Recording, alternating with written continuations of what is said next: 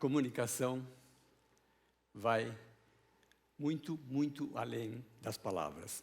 Um gesto,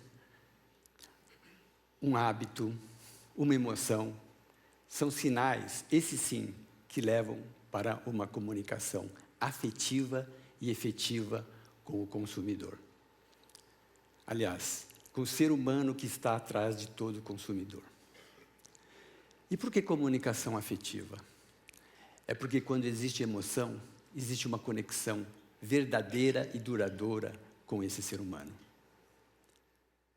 Eu sou designer e acredito que a criação de uma mensagem marcante vem da observação do que não é falado.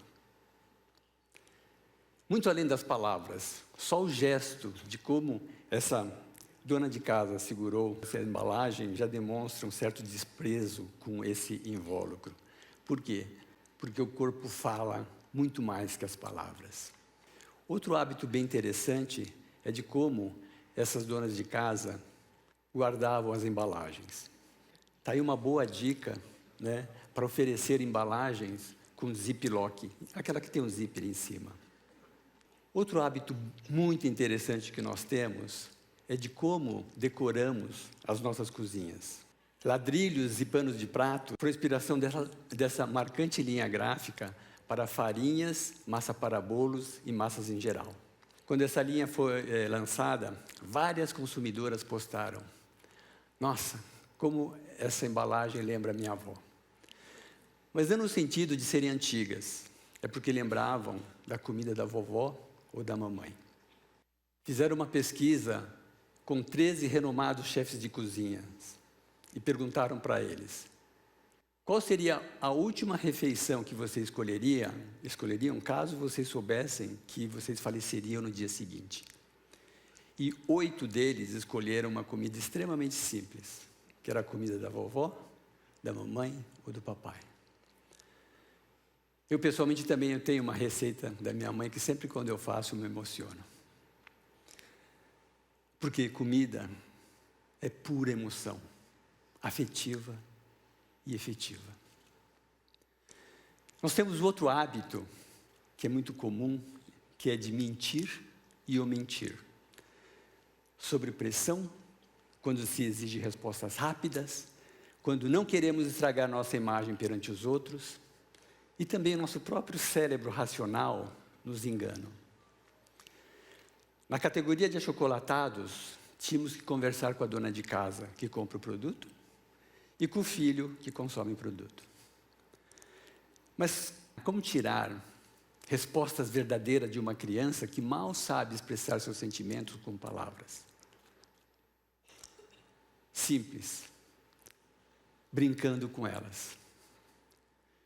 E para tanto utilizamos a metodologia da constelação familiar, que praticamente usa o nosso próprio corpo ou bonequinhos, né, para mostrar o que o consciente não consegue revelar.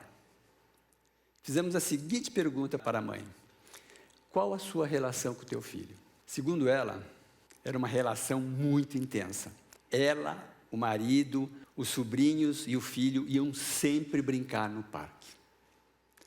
Fizemos a mesma pergunta para a criança.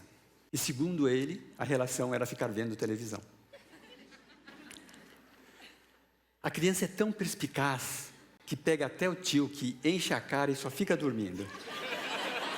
Ele se encosta em mim e fala: mas vamos assistir tal desenho, já vai começar. Quando eu estou no computador ou vendo uma televisão. Porque brincar, eles gostam de brincar, eles, né? À noite, eu sento com ele, converso na frente de uma TV ou de um filme. No dia que a gente fica mais próxima é no domingo. Você tá vendo mais TV.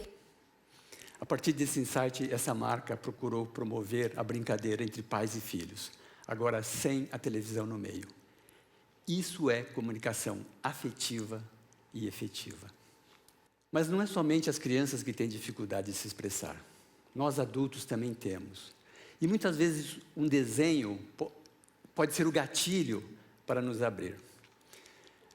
Na categoria de margarina, no Nordeste, pedimos para as donas de casa que desenhassem o café da manhã. E descobrimos uma dor.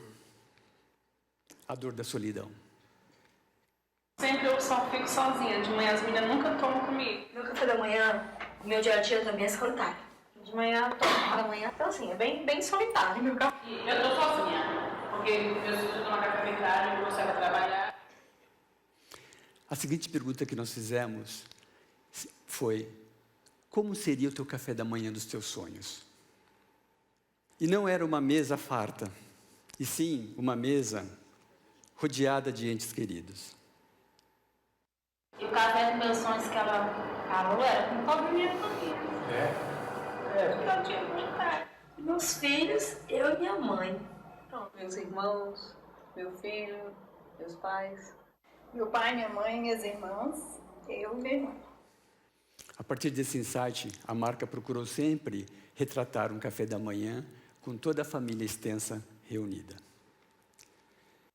Será que a nossa percepção ela é inata ou ela é adquirida com o tempo? Uma famosa marca de papel higiênico nos encomendou um desenho que transmitisse a ideia de limpeza.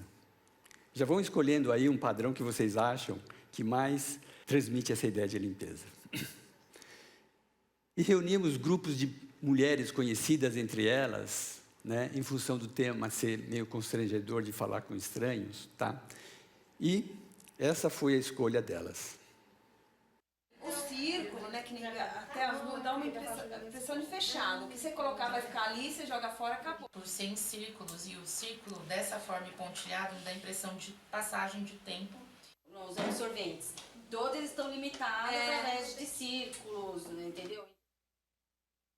Mas uma questão que ficava era saber se a escolha delas era intuitiva ou foi adquirida com o tempo. E para resolver essa dúvida, né, nós resolvemos contatar pessoas com deficiência visual praticamente desde a infância. E fizemos boards, né, em relevo para que eles conseguissem visualizar o desenho com as mãos. Formato fechado. Então, ele puxa, absorve. Parece que ele tem formas mais definidas. Talvez um círculo dentro do outro, sabe? Dá pra sentir melhor e tá indo mais assim, vários lugares. Ter assim, uma dentro da outra, assim. Sabe, as formas mais juntinhas, assim, esse relevo acho que retém mais o que precisa ser retido. Um desenho que tem essas linhas, esse alto relevo, eu entendo que para mim ele limpa mais. E praticamente a escolha deles também recaiu sobre a imagem número 8. A mesma das pessoas com visão normal.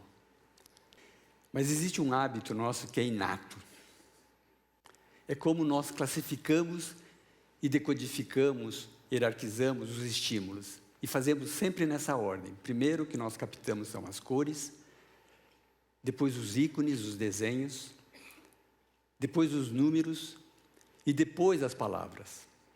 E baseado nesse princípio, há mais ou menos uns 13 anos atrás, nós recomendamos para uma grande cervejaria nacional que adotasse a cor proprietária para cada uma das suas cervejas, no sentido de facilitar a memorização da marca na mente desse ser humano, assim como facilitar a sua localização no ponto de venda, porque ninguém quer perder mais que 10 minutos no supermercado. E esse mesmo princípio funciona até hoje na Nova Gôndola. Não mais utilizando 180 graus do nosso campo de visão, mas somente 11 centímetros quadrados, porque a tela do celular é a Nova Gôndola.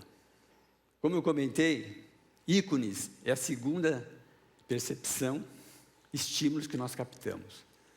Porque ele tem a capacidade de contar uma longa história numa fração de segundos, economizando tempo, que é o maior patrimônio que nós temos. E baseado nesse princípio, nós criamos essa linha, visando a rápida memorização do consumidor e também a sua localização nessa Nova Gôndola. Pessoal, o que nos define não é o que nós falamos, e sim o que nós fazemos. Observando esses sinais, eu acredito que é possível criar uma conexão, uma comunicação afetiva e efetiva com esse ser humano. Obrigado.